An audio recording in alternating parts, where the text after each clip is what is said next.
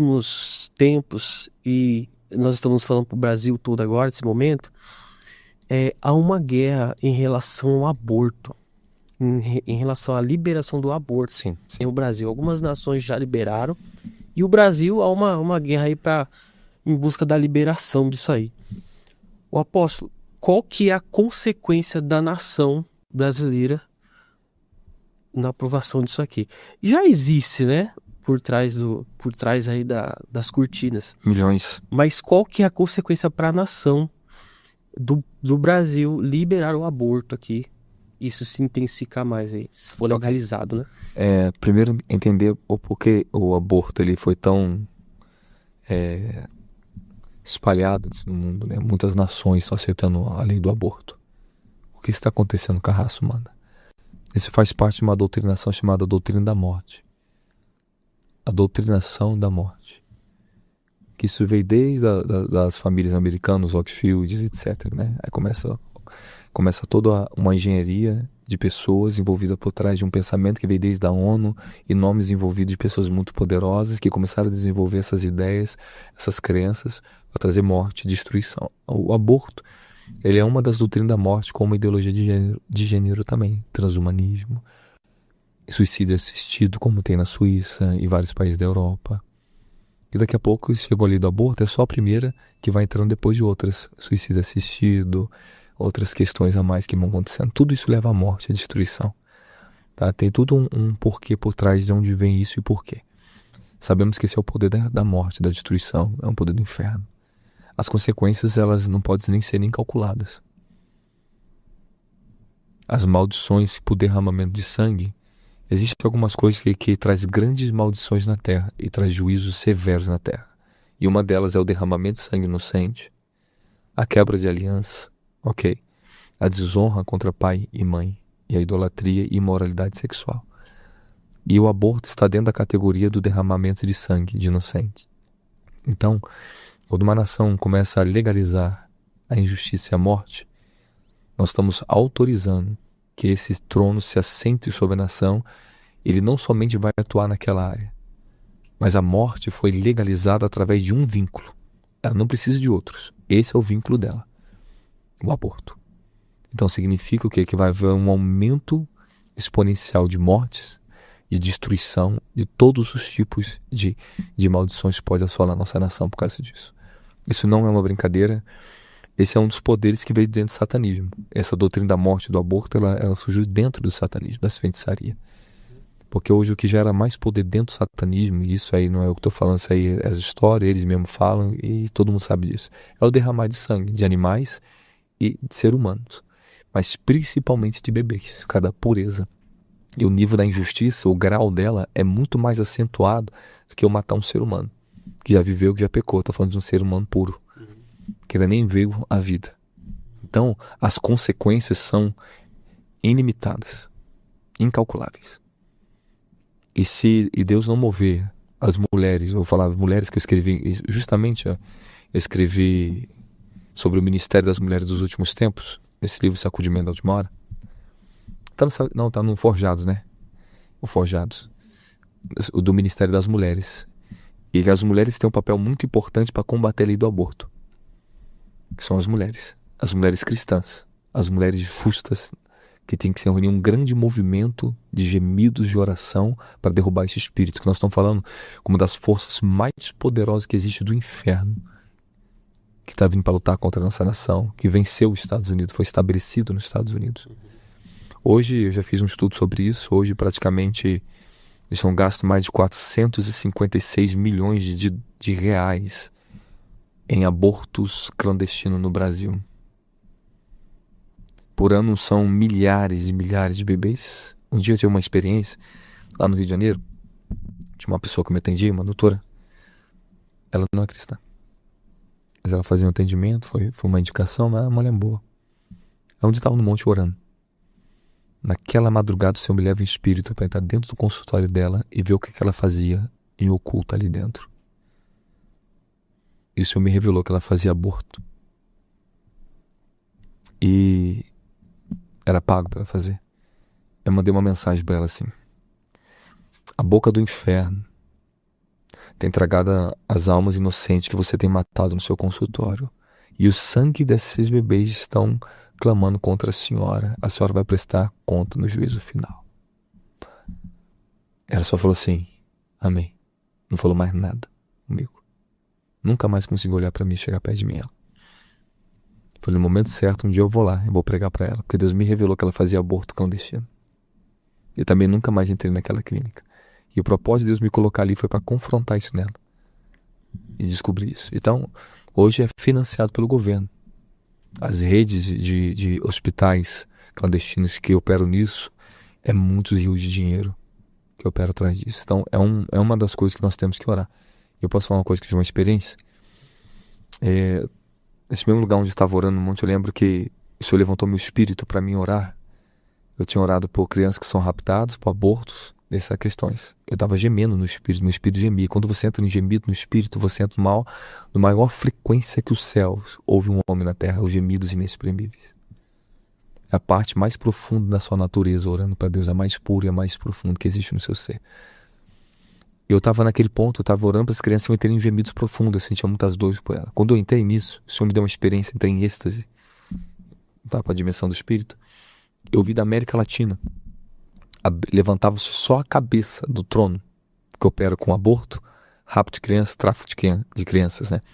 Quando eu levantava a cabeça daquele ser, ele olhava para mim e mesmo... Eu olhava de longe ele. O anjo falava assim para mim, até que pare, eu vou ter espírito. Me deu um pavor tão forte. Eu falei, Senhor, o que é isso, Senhor? O Senhor falou assim, não entre nessa guerra ainda, você não pode. Até que foi para você ver o tamanho disso. Isso não é brincadeira. Meu Deus. Esse ano, apóstolo, nós teremos eleição no Brasil, né? E mais uma vez nós teremos a oportunidade de escolher os governantes da nossa nação, né? Sim. E eu queria fazer uma pergunta para o senhor em relação às alianças da igreja e de pastores com políticos. Não vou citar o nome de ninguém, nenhum político aqui. A gente não está defendendo nenhum lado nem o outro. A gente defende as nossas crenças, né? Sim. Mas a nossa crença no evangelho. Mas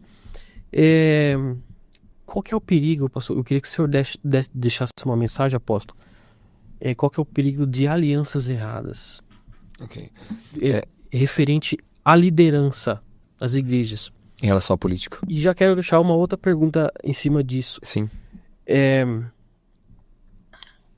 Uma liderança, ele pode perder a autoridade espiritual em um território, ou a igreja, não sei, por conta de alianças erradas ali. Sim. Numa cidade e numa localização. Sim. E compromete drasticamente a sua autoridade. Primeiro, existe a autoridade civil, existe a autoridade política, existe a autoridade governamental, existe a autoridade espiritual. Nós temos que definir claramente. Existe igrejas políticas, existe igrejas socialistas, existe igrejas que estão ali trabalhando somente por espiritualistas, que não se envolvem com sociedade, não se envolvem com nada, parece que só vive no seu mundo, não vive mais ninguém. São espiritualistas, não são espirituais.